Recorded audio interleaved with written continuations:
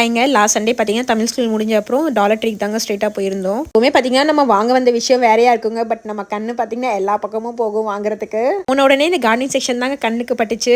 Dollar ட்ரீலேருந்து வாங்கி போட்டிருந்த எல்லா சீட்ஸுமே நல்லா க்ரோ ஆயிடுச்சு. அதனால இந்த டைம் இன்னும் 2 ஃப்ளவர் சீட்ஸ் தான் வாங்கியிருந்தேன். பார்த்தீங்கன்னா, இந்த கேண்டில் ஹோல்டர் ரொம்பவே ஆஸ்தட்டிக்கா இருந்துச்சு.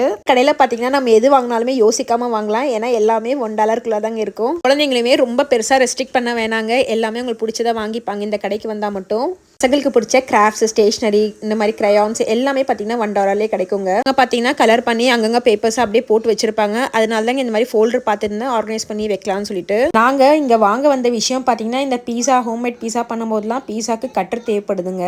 அதுதாங்க தேடி பார்த்து வாங்கிட்டு போகலான்னு வந்தேன். பட் என்னோட பேட் லக்கான்னு தெரியல, அன்னைக்கு அது இல்லை இந்த கடையில். எப்போதுமே பார்த்தீங்கன்னா ஏதாச்சும் வீட்டில் ஏதாவது ஸ்பெஷல் லொக்கேஷனாக இருந்துச்சுன்னா இந்த மாதிரி பலூன்ஸ்லாம் இங்கே இருந்தாங்க வாங்குவோம். ஏன்னா பார்த்தீங்கன்னா ஹீலியம் பலூன்ஸுமே இங்கே விற்பாங்க.